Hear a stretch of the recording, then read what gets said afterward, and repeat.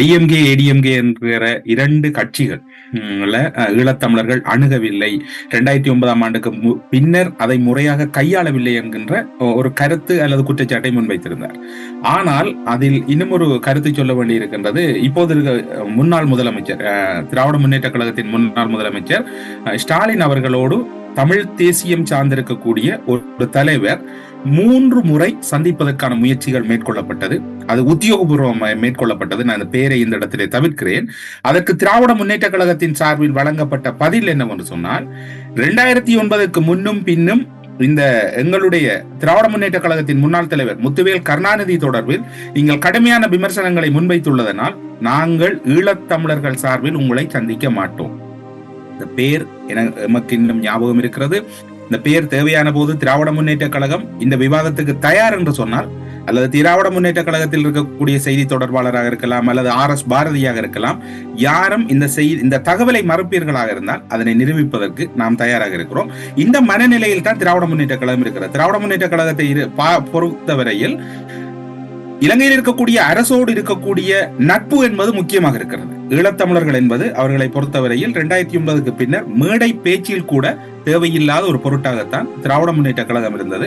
அனைத்து இந்திய அண்ணா திராவிட முன்னேற்றம் ஏடிஎம்கேயை பொறுத்தவரையில் ஓரளவு முன்னாள் முதலமைச்சர் எடப்பாடி பழனிசாமியை பொறுத்தவரையில் அவரோடு ஒரு நட்பு பாராட்டினார்கள். அவரோடு சில உரையாடல்கள் இடம்பெற்றது, சில நிகழ்வுகள் இடம்பெற்றுக் கொண்டிருந்தன.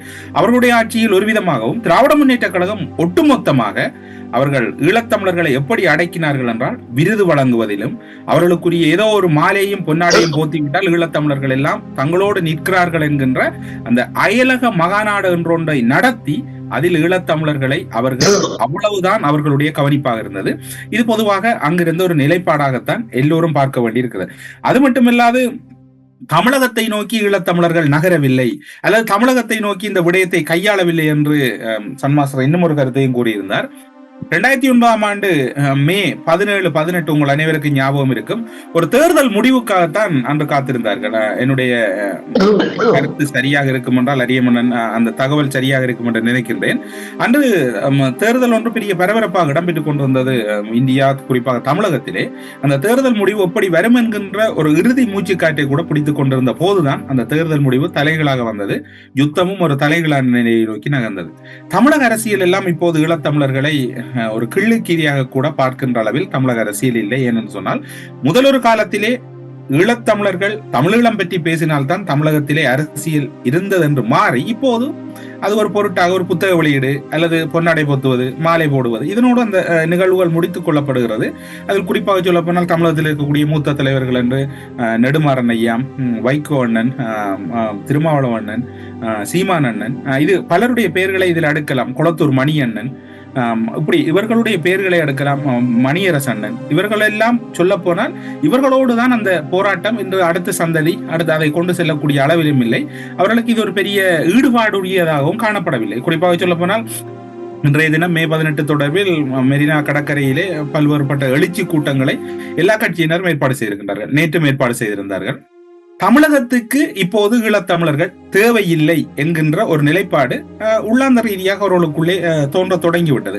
அதுக்கு நல்ல உதாரணம், இம்முறை நடந்த தேர்தல் மேடைகள். எந்த ஒரு மேடையிலும் எந்த ஒரு அரசியல் கட்சியும், கடந்த காலங்களில் அரியமன்னனுக்கு தெரியும், கடந்த காலங்களிலே ஈழத்தமிழர்கள் என்கின்ற கோஷம்தான் தமிழ்நாட்டு ஊடகங்களிலே பிரதான தலைப்புச் செய்தியாக மாறும். அந்த தலைவர் இப்படி கூறினார், இந்த தலைவர் இப்படி கூறினார். இந்த முறை ஒன்றே ஒன்றுதான் இடம்பெற்றுக் கொண்டிருக்கிறது.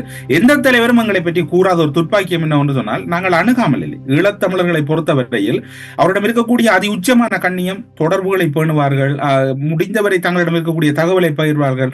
நான் நினைக்கிறேன் தமிழகத்தில் இருக்கக்கூடிய பல தலைவர்களோடு இன்று வரைக்கும் தமிழ் தேசிய செயற்பாட்டாளர்களோடு அரியமன்னனும் பல தகவல்கள் பெற்றிருக்கின்றார்கள், கலைக்கின்றார்கள். அது இருக்கின்றது. ஆனால் அந்த சூழ்நிலை தமிழகத்தில் இல்லை.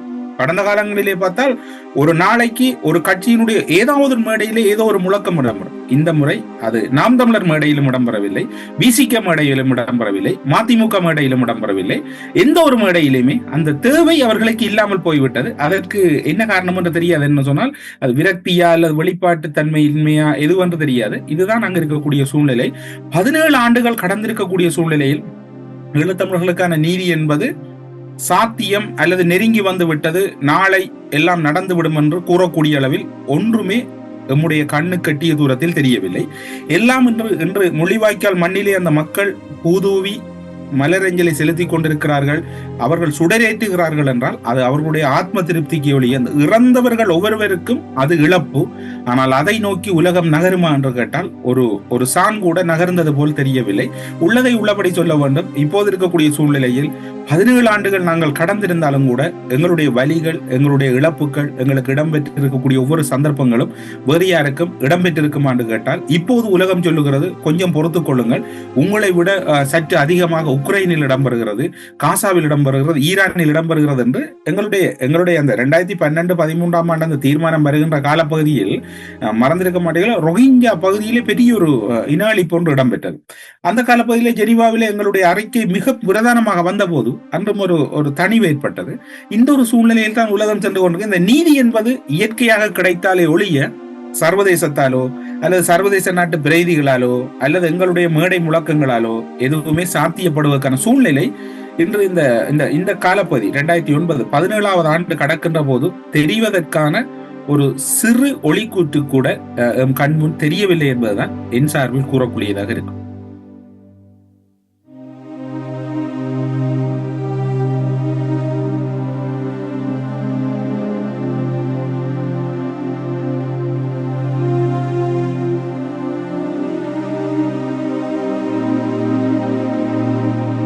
அங்க நடந்தது 2009 அங்க நடந்தது ஒரு இனப்படுகொலை, வெல் பிளானட் ஜெனசைடு, சரியா? அப்படி இருக்கும்போது நம்ம அதை நிறைய அங்க உள்ள ஈழத்தமிழர்களே அது என்ன சொல்றாங்கன்னா, அது ஒரு போர், அது ஒரு போர் நடந்துச்சு அப்படின்னு தான் சொல்றாங்க. அப்படிங்கும்போது அதை அவங்க போருன்னு சொல்லும் போது உலக நாடுகள் என்ன சொல்லுதுன்னா, அதை நியாயப்படுத்துது. போருங்கும் போது சில அழிவுகள் ஏற்படுறது இயல்பு தானே அப்படின்னு சொல்லுது. அப்படின்னா நீங்க அதுல மக்கள் இழக்கிறதோ, இல்ல காணிகள் பறிக்கப்படுறதோ, இல்ல குடியிருப்புகள் இடிக்கப்படுறதோ, வழிபாட்டு தலங்கள் இடிக்கப்படுறதெல்லாம் நியாயப்படுத்துது. போருங்கும் போது இப்ப இஸ்ரேல் பலஸ்தீன் அங்க சண்டை நடக்கும் போது அது போருங்கும் போது ஒரு அழிவு இயல்பு தானே அப்படிங்கிற அந்த பார்வை தான் வருது. அதை ஏன் நம்ம அந்த இனப்படுகொலைங்கிற அந்த வார்த்தையை நம்ம வாயிலேருந்தே வர மாட்டேங்குது ஒண்ணு. இன்னொன்னு,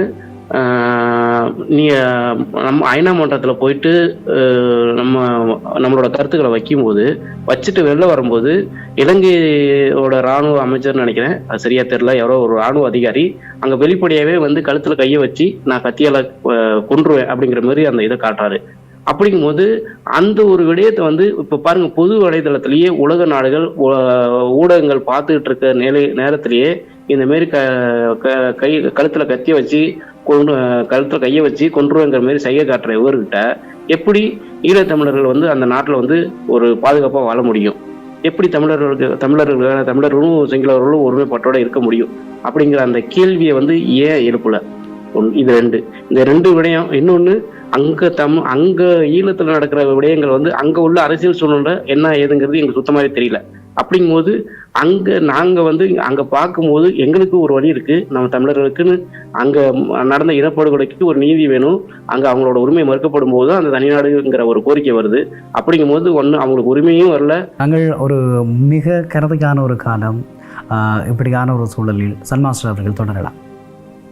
இல்ல, முதலாவது கேள்விக்கு நான் பதிலை சொல்றேன். அந்த நேற்ற கேள்விக்கு என்றால், அப்ப இறுதி யுத்தம் நடந்த பகுதிகளில் தடை செய்யப்பட்ட ரசாயன ஆயுதங்கள் பயன்படுத்தப்பட்டதற்கான அவ்வளவு வரலாற்று சான்றிதழ் அந்த மண்ணில கொட்டி கிடக்குது.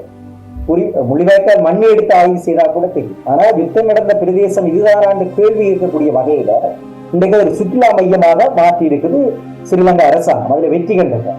ஏனென்றா தடயங்களை இலங்கை அரசாங்கம் அளிக்கிற வேகம் ஒரு பக்கம் வந்து அதை விட வேகமாக எங்கட மக்களே அந்த தடயங்களை அழிச்சு விடுவேன். நாங்கள் இப்ப உலகத்துல ஹிரோஷிமா நாகசாகியில குண்டு போடப்பட்ட இடத்தை அப்படியே வச்சிருக்கிறார். ஏன் ஜப்பான்கிட்ட காசு இல்லையா? அது அழகான ஒரு காட்சி, அது ஒரு மிகப்பெரிய அளவில் ஒரு பூங்காவா கொண்டு வரக்கு ஏன் அப்படியே வச்சிருக்காருன்னா, தொண்டு நினைவாயுதம், அடுத்து அதுல அறிவாயுதம் இருக்கு. அடுத்த தலைமுறைக்கு கடத்தர மட்டுமில்ல, இது நீதிக்கான ஒரு எப்பயுமே ஒரு அது அது அது ஜப்பான்கிட்ட இருக்க ஒரு ஆயுதமா பார்க்கணும். அமெரிக்கா குறித்து ஒரு ஒரு பன்னாட்டு விசாரணை 500 வருடத்துக்கு பிறகு வாருண்டாலும் அது சாட்சி அப்படியே வச்சுருக்கு. என்ன பொறுத்தவரை இப்ப இருக்கிற சமகாலத்துல வாழக்கூடிய இன்னைக்கு புலம்பெயர்ந்த 18 லட்சம் மக்களா இருக்கலாம், இல்ல தாயத்தில் இருக்கிற 20 லட்சத்துக்கு மேற்பட்ட மக்களா இருக்கலாம். நாங்கள் இந்த நீதிக்கான நீதியை வெல்ல முடியாத பட்சத்துல கூட அடுத்த தலைமுறையின் அறிவும் ஆளுமையும் உலகளாவிய அறிவோட இணைக்கப்படும் என்றால் இந்த பூவோட அரசியலோட நிச்சயமா அவர்கள் நீதிக்கான கதவுகளை அசைக்கலாம். ஹார்மோனியாக இந்த நீதி 101 வருடத்துக்கு பிறகு இந்த நீதியை வெள்ளிக்க அது எத்தனையோ தலைமுறை கடந்துதான் இந்த இலக்கு அவர்கள் அடைஞ்சார். என்னுடைய அறிவோட என்னுடைய பிள்ளைன்ற அறிவு கூர்மையாக இருக்கலாம். இது தலைமுறை கடந்து கூட இந்த நீதியை வெல்லலாம். என்ன அப்ப அந்த இடத்துல மருத்துவமனைகள் மீது தாக்குதல் நடத்தப்பட்டது உண்மையில அதை இனஅழிப்பு, திட்டமிட்ட இனஅழிப்பாகத்தான் நாங்கள் எடுக்கணும். அதே போல 1 லட்சத்துக்கு குறைவானவர்களுக்குத்தான் நாங்கள் உணவுப் பொருட்கள் வாரதுக்கான இலங்கை அரசாங்கம் வழங்கி இருந்தது. 3 லட்சத்துக்கு மேற்பட்ட மக்கள் இருந்திருக்கிறார்.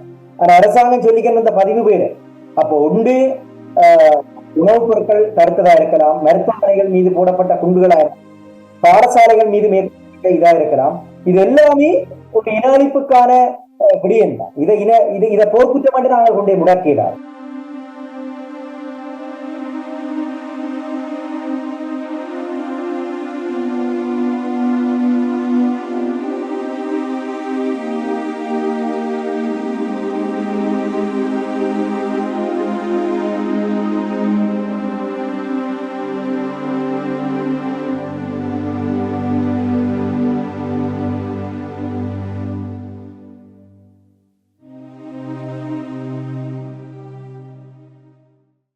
இந்த இடத்தில் பல்லாயிரக்கணக்கான மக்கள், குழந்தைகள், சிறுவர்கள் கொத்து கொத்தாக அவர்கள் உணவுக்கு கஞ்சிக்கு லைனில் வந்த போதும் அவர்கள் ஸ்ரீலங்கா இராணுவத்தினர் அதனை படுகொலை செய்திருந்தார்கள். உண்மையிலேயே இது ஒரு விடுதலைக்காக பயணித்த நமது மக்கள்.